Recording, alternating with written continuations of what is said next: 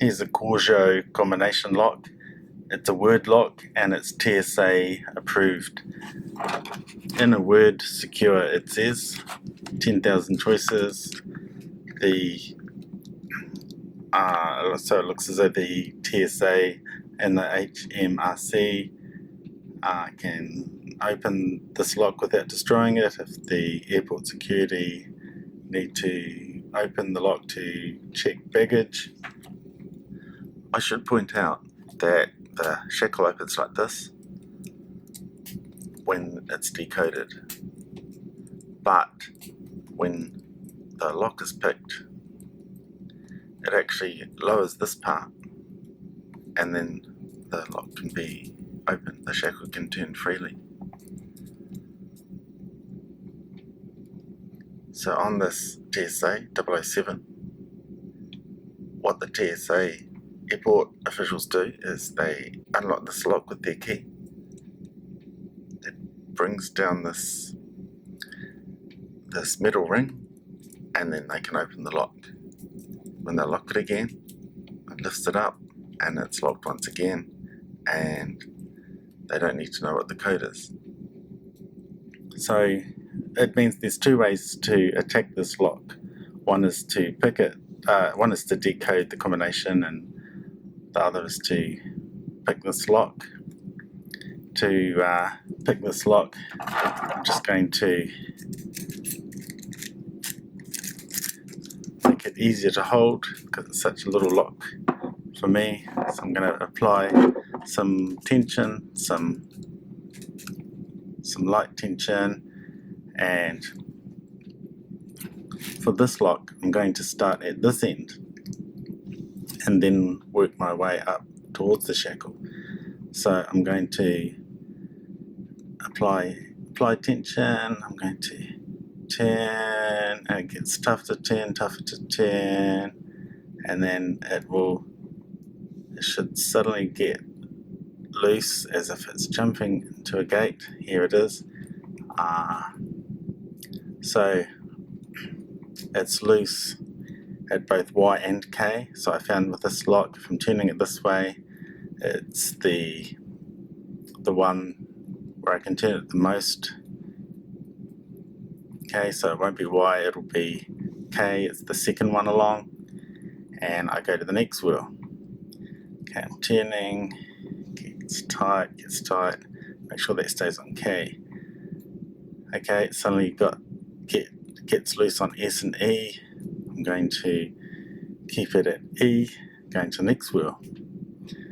Okay, so it's tight, and it's good that it's tight, it's binding, it means that I've got these two wheels right. I'm going to just turn this wheel until it gets loose.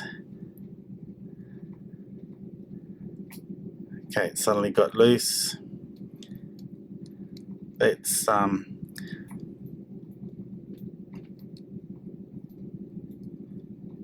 sort of jumped forward to, because it wasn't that loose, but it's sort of jumping forward to, let's see, because this is loose, and I think it's T, it's not A because it's tight. Okay, so it jumped forward a couple, then a couple again before it gets tight again, so I think it's T. I'm going to do the same one with this one, and the lock is open. Another way to open this lock is, it is possible to have a look between the wheel and the outside case and in each one, and you can see a little gap, not right on top, but sort of on the edge, this edge here, and here. I'll attempt to zoom the camera quite a bit so you can see what I'm talking about.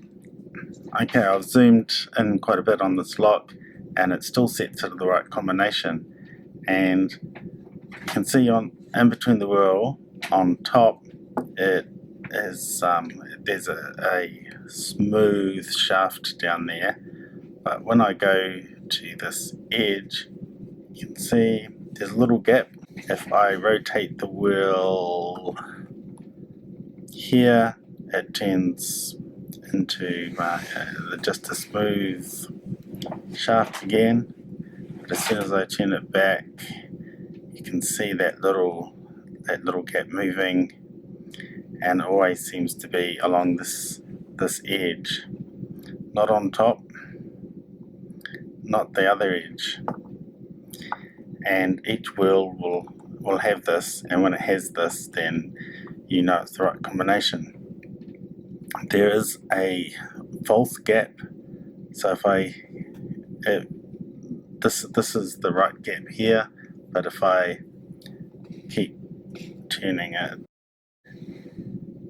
maybe you'll be able to see the other one. Turning.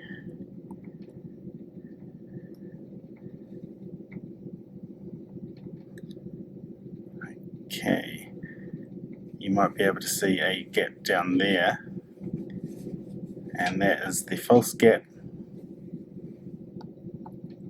Looks like just a gap. And if I keep turning it to the correct one, okay, here, you can see the correct one. It's not just a gap, but it has it seems to have things in the middle. Maybe this is actually the false gate, but the false gate has to be on this angle for the true gate to be in the right place for the lock to open. But as you can see, if I go to each wheel, we have a similar sort of thing where if it's not at the correct number, it's a smooth shaft. If I move it to the correct letter, not number, you can see I've got that similar sort of thing that's just along this edge. Similar thing here, and similar thing on the last wheel. So it is possible with good lighting to zoom with your phone, look between the wheels, find the right place, and then the lock should open.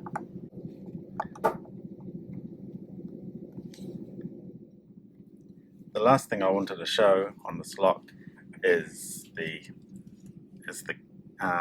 keyway that the TSA used to open this lock.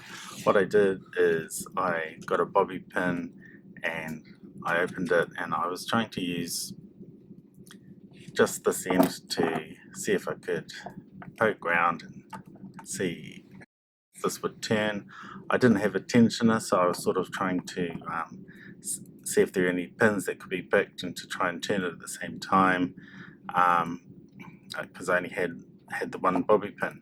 I thought about breaking off the bobby pin, making a tensioner and a pick, but before I did that, I managed to get it open by if I push these two ends together and put them both in like this, because the keyway, to me, I haven't seen the key, but it could be a double-sided key, so both sides might need to be picked. What I did is I pushed in both, and I started to sort of wiggle around and turn at the same time, and you can see the lock turning. And as I turn, this will retract